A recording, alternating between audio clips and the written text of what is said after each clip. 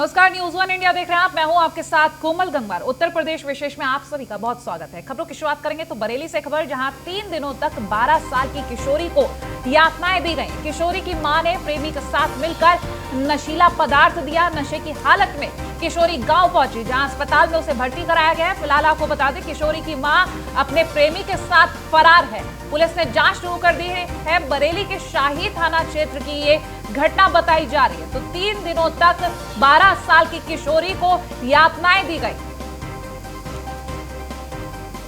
तो जिस तरीके से ये तस्वीरें सामने आई हैं बरेली से, ये खबर 3 दिनों तक 12 साल की किशोरी को यातनाएं दी गई। किशोरी की मां ने प्रेमी के साथ मिलकर नशीला पदार्थ दिया है किशोरी को। तो नशे की हालत में गांव पहुंची किशोरी, जहां उसका इलाज चल रहा है, अस्पताल में भर्ती कराया गया उसको। जिस तरीके से तस्वीरें सामने आई, साफ बयां हो रहा है कि यातनाएं इस किशोरी ने 3 दिन तक सही है। बता दें, किशोरी की मां अपने प्रेमी के साथ फरार है। और संवाददाता अयाज खान इस वक्त हमारे साथ फोन लाइन पर जुड़ गए। अयाज, पूरी जानकारी लेंगे इस खबर की। बताना चाहूंगा, ये दिल दहलाने वाली घटना है। जिसको देखा जाए, माँ से और बच्चे का कितना करीबी संबंध होता है, उसको लेकर के आज की डेट में ये एक बहुत बड़ी दिल दहलाने वाली घटना। 3 दिन तक 12 साल की बच्ची को यातनाएं देना और दूसरे आशिक के साथ फरार हो जाना एक सोचने वाली बात है। एक गलत मैसेज, जैसे कि माँ के नाम को बदनाम करने की एक कोशिश है। इसको देखा जाए तो बहुत बड़ी बात है। हालांकि पुलिस इसमें पूरी तरीके से लगी भी है, जांच चल रही है। शाही थाना क्षेत्र का मामला है। कहीं ना कहीं एक बहुत बड़ी घटना है, जिससे के दिल दहला, कोई भी सुनेगा तो उसको परेशानी एक माँ के नाम से बहुत सी ऐसी बातें हैं जो किशोरी की हालत गंभीर बताई जा रही है। इसको अस्पताल में भर्ती कराया गया है। इस वक्त इसकी स्थिति क्या है? और अगर हम किशोरी के पिता की बात करें तो पिता कहाँ है? किशोरी की हालत नाजुक है, इलाज चल रहा है। पिता से अभी संपर्क नहीं हो पाया है। हालांकि किसी तरीके की ऐसी अभी तक पुलिस की कोई कार्रवाई उससे देखने को नहीं मिली है, लेकिन पुलिस पूरी तरीके से लगी हुई है। किसी भी टाइम गिरफ्तारी हो सकती है, कर सकती है। टीमें बन चुकी हैं इसमें। किसी तरीके की कोई भी पुलिस कोताही बरतने को, हालांकि कुछ दिनों से लगातार ऐसी घटनाएं घट रही है बरेली में। इसको लेकर कहीं ना कहीं एक सवालिया निशान पुलिस पर खड़े हो रहे हैं, लेकिन इसको लेकर के बड़ी तैयारियों में है। कप्तान भी पूरी तैयारी से है। अब कोई भी ऐसी लगातार समीक्षा बैठकें कर रहे हैं, किसी तरीके की ऐसी घटनाएं ना घटे जिससे कि बरेली का बदनाम नाम हो या फिर और ऐसी किसी तरीके की परेशानियां सामने आए। ठीक है, चलिए, बहुत शुक्रिया तमाम जानकारी हम तक पहुंचाने के लिए। तो बरेली से ये खबर हम तक पहुंचा रहे हैं कि 3 दिनों तक 12 साल की किशोरी को उसी की मां ने किस तरह से यातनाएं दी हैं। और वहीं बरेली एयरपोर्ट को लेकर समीक्षा बैठक की गई। उड्डयन मंत्री नंद गोपाल गुप्ता ने बैठक की है, जहां आपको बता दें 8 तारीख से बरेली की जनता अपने सपनों की उड़ान भर सकेगी। तो ये बयान सामने आया है उड्डयन मंत्री नंद गोपाल गुप्ता नंदी के। उन्होंने कहा कि 8 तारीख से बरेली के लोग अपने सपनों की उड़ान भर सकेंगे। तो जो एयरपोर्ट पर सपना देखा गया उड़ान भरने का, वो साकार होने जा रहा है। साथ ही उन्होंने ये भी कहा कि प्रदेश के हर मंडल मुख्यालय को राजधानी से जोड़ा जाएगा। हर गरीब का सपना पूरा होगा। और ये दृश्य आपको दिखा रहे हैं बरेली एयरपोर्ट के, जहां 8 तारीख तय की गई है उड़ान तय करने के लिए। उड़ान अब 8 तारीख को शुरू हो जाएगी। उड्डयन मंत्री नंद गोपाल का ये बयान सामने आया है। लोगों में भारी उत्साह भी देखा जा रहा है।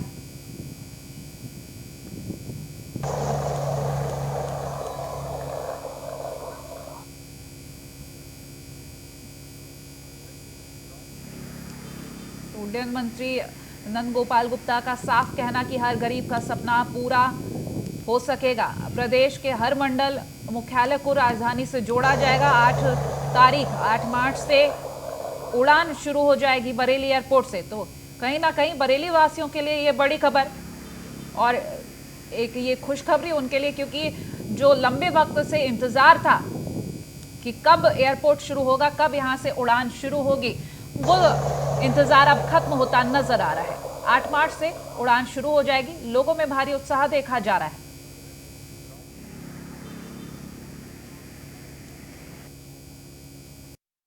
सब उड़े, सब जुड़े, उड़े देश का हर नागरिक। हवाई चप्पल पहनने वाला भी हवाई जहाज की यात्रा करे। माननीय प्रधानमंत्री जी की महत्वाकांक्षी योजना, माननीय मुख्यमंत्री जी के नेतृत्व में प्रदेश के हर मंडल मुख्यालय को राजधानी से जोड़ना, देश के और बड़े शहरों से जोड़ना हमारी प्राथमिकता में है। और आज हम लोगों ने अलीगढ़, मेरठ और बरेली में समीक्षा बैठकें की है। जल्दी ही हम प्रदेश को हवाई कनेक्टिविटी के माध्यम से, जबकि 2017 में जब माननीय मुख्यमंत्री जी के नेतृत्व में सरकार बनी थी तब से केवल 4 एयरपोर्ट थे, अभी 7 हो गए हैं। हवाई पैसेंजर में 2 गुने, बरेली 8वां हो गया। हवाई पैसेंजर में भी 2 गुने से ज़्यादा वृद्धि हुई है और हम सबका परम सौभाग्य है कि इस देश की बागडोर एक परम तपस्वी आदरणीय नरेंद्र मोदी जी के हाथों में सुरक्षित है। तो इस प्रदेश की बागडोर एक कर्मयोगी मुख्यमंत्री योगी आदित्यनाथ जी, जो इस प्रदेश में हवाई कनेक्टिविटी कैसे अच्छी हो, कैसे ट्रांसपोर्ट सिस्टम अच्छे हो और प्रदेश की अंतिम पंक्ति पर बैठे हुए व्यक्ति को सरकार की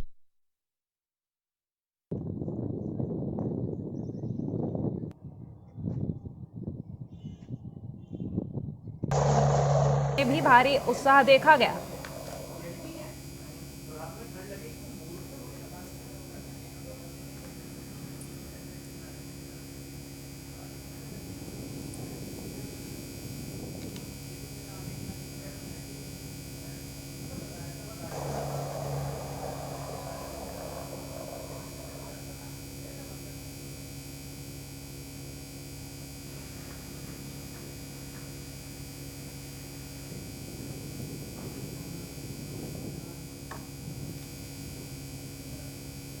तो बरेली में जल्द उड़ान शुरू हो जाएगी। 8 मार्च तारीख तय की गई है जब लोगों के सपनों को यहां उड़ान मिलेगी।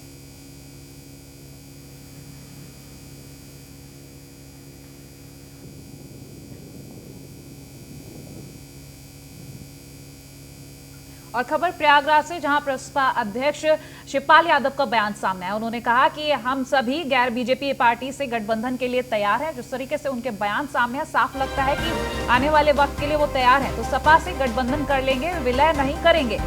हंडिया में दाता हयात शाह बाबा की मजार पर पहुंचे थे शिवपाल यादव, जहां उन्होंने अपनी ये बात रखी। उन्होंने कहा कि गैर बीजेपी पार्टी से गठबंधन को तैयार है, सपा से गठबंधन कर लेंगे लेकिन विलय नहीं करेंगे। ये बयान सामने आया। उन्होंने कहा कि छोटे छोटे दलों को जोड़कर सरकार बनाएंगे। तो प्रयागराज के तहसील हंडिया में दाता हयात शाह बाबा की मजार पर पहुंचे थे शिवपाल यादव, जहां उन्होंने चादर चढ़ाकर माथा टेका।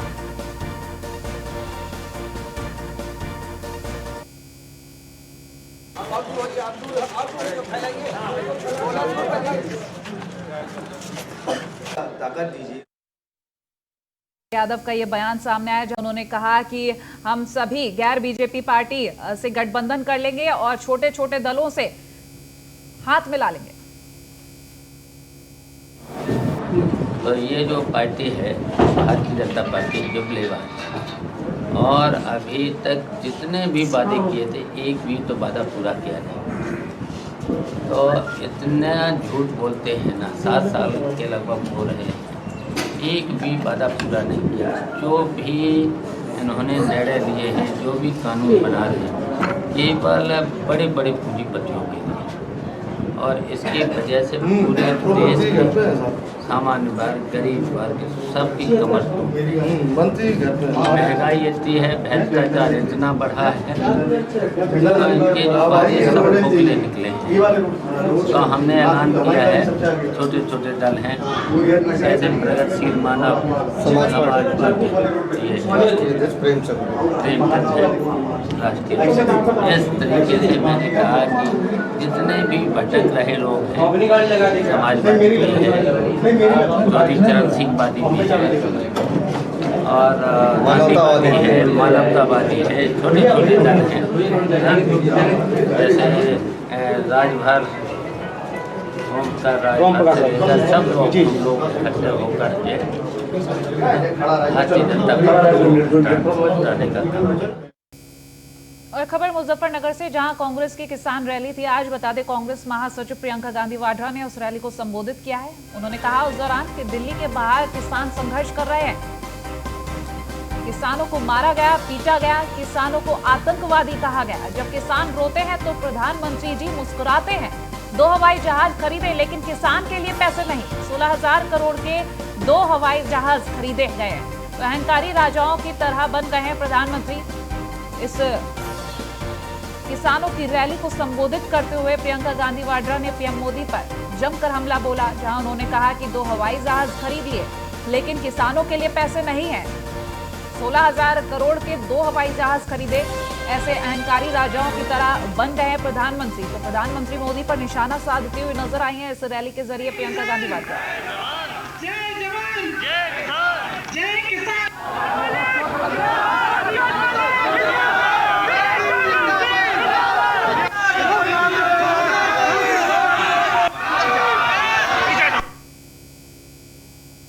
एक ऐसा समय आया है कि 90 दिनों से लाखों किसान इस देश की राजनीति में के बाहर, दिल्ली के बाहर बैठे हुए हैं, संघर्ष कर रहे हैं, आंदोलन कर रहे हैं। 215 किसान शहीद हुए, बिजली काटी गई, पानी रोका गया, उन्हें मारा गया, पीटा गया। वे शांति से बैठे थे। देश की राजधानी की सीमा को इस तरह बनाया गया जैसे देश की सीमा थी। तमाम पुलिस की फोर्स लगाई गई, किसानों को प्रताड़ित किया गया। जैसे पुरानी कहानियों में अहंकारी राजा होते थे, जो जैसे जैसे उनकी सत्ता बढ़ती चली जा रही थी, वो अपने महल में बंद हो जा रहे थे। लोग उनके सामने सच्चाई कहने से डरने लगे, उनके सामने गिड़गिड़ाने लगे, उनका अहंकार बढ़ने लगा। ऐसा लगता है कि हमारे प्रधानमंत्री जी भी एक तरह से उन्हीं अहंकारी राजाओं की तरह बन गए हैं। उनको ये भी समझ नहीं आ रहा है कि जो जवान इस देश की सीमा को सुरक्षित रखता है, वह जवान किसान का बेटा है। उस जवान का आदर करना चाहिए, किसान का आदर करना चाहिए। खबरों में आगे बढ़ेंगे तो हाथरस से खबर, जहां सामूहिक विवाह समारोह में हर्ष फायरिंग का मामला सामने है। बता दें, लाइसेंसी रिवॉल्वर से ताबड़तोड़ फायरिंग की गई है। कथावाचक देवकी नंदन ठाकुर की मौजूदगी में हर्ष फायरिंग की गई। तो कोतवाली हसायन क्षेत्र के सलेमपुर रोड का ये मामला बताया जा रहा है। हाथरस से ये खबर आप तक पहुंचा रहे हैं। लाइसेंसी रिवॉल्वर से ताबड़तोड़ फायरिंग की गई है सामूहिक विवाह कार्यक्रम का, जिसमें हर्ष फायरिंग की गई। देखिए तस्वीरें हम आपको दिखा रहे हैं किस तरीके से ये फायरिंग की गई। लाइसेंसी रिवॉल्वर थी, ये लाल घेरे में वही रिवॉल्वर आपको दिखा रहे हैं जिससे ताबड़तोड़ फायरिंग की गई है।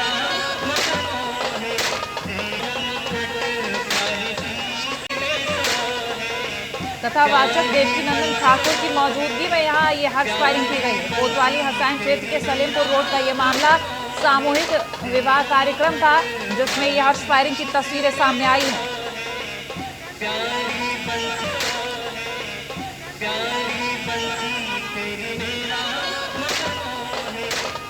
देखिए तस्वीरें दिखा रहे हैं आपको किस तरीके से बेधड़क यहाँ पर हर्ष फायरिंग की जाती है और जरा भी डर नहीं कि किसी को गोली लग सकती है। हाथरस से शुभम गुप्ता संवाददाता हमारे साथ फोन लाइन पर जुड़ गए हैं। शुभम, ये हर्ष फायरिंग की तस्वीरें सामने आ रही हैं, बैन है पूरी तरह से, फिर भी ये तस्वीरें सामने आई है, क्या किया जा रहा है इस वक्त? बिल्कुल आपको बता दूं कि इस हाथरस में हसायन समाज के जो पड़ता है वहाँ का ये मामला है और सामूहिक विवाह समारोह चल रहा था, जिसके शामिल कई लोग हुए थे। सामूहिक विवाह समारोह में ताबड़तोड़ फायरिंग की गई है, जिस घटना से इलाके में हड़कंप मच गया। वहीं पुलिस ने भी आत्म पालन में पहुंचकर तत्काल कार्रवाई की है। जी ठीक है, अगर हम ये जो युवक व्यक्ति जो गोली चला रहा है, इसके खिलाफ क्या कुछ अभी किया गया? जी बिल्कुल, इस बारे में पुलिस में आना का कहना है कि जैसे मामला उनके संज्ञान में आया है तो तत्काल मुकदमा दर्ज करने की कार्रवाई करते हुए आरोपी गिरफ्तारी की निर्देश दी जा रही है और जांच की जा रही है। बिल्कुल ठीक है, बहुत शुक्रिया तमाम जानकारी हम तक पहुंचाने के लिए।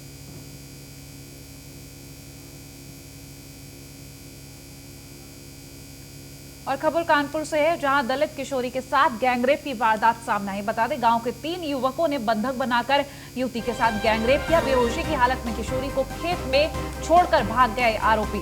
तो बता दें, परिजनों ने घाटमपुर पुलिस की कार्यशैली पर सवाल उठाए हैं। पुलिस पर मामले को दबाने की कोशिश का आरोप भी लगा है। किशोरी के मेडिकल परीक्षण के लिए फिलहाल उसे भेज दिया गया है। वहीं आपको बता दें, फॉरेंसिक टीम ने घटनास्थल के साक्ष्य जुटाए हैं। घाटमपुर कोतवाली क्षेत्र के गांव की घटना बताई जा रही है, जहां दलित किशोरी के साथ गैंगरेप की वारदात सामने आई है। और हरकतें देखिए, आरोपी किशोरी को छोड़ के वहां से फरार हो गए हैं और पुलिस की कार्यशैली पर ये तमाम सवाल खड़े हो रहे हैं कि आखिर किस तरीके से ऐसी घटनाएं सामने आ रही हैं।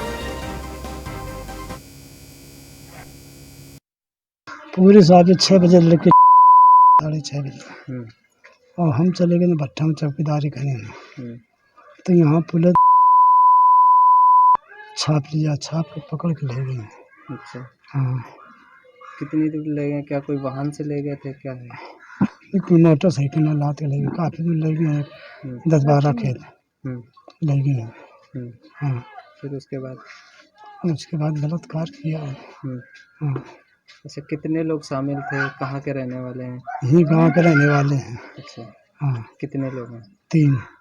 अच्छा, जो कैसे, क्या आपको जानकारी कैसे हुई? लड़की ने सब बताया आकर रोकर। क्या क्या बताया? हाँ, इन्होंने तो ऐसा किया है, फलाने ठिकाने, और एक मुँह दाबे रहा है।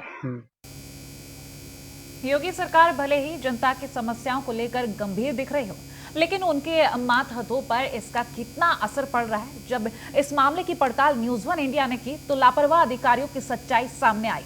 देखिए हमारी इस खास रिपोर्ट।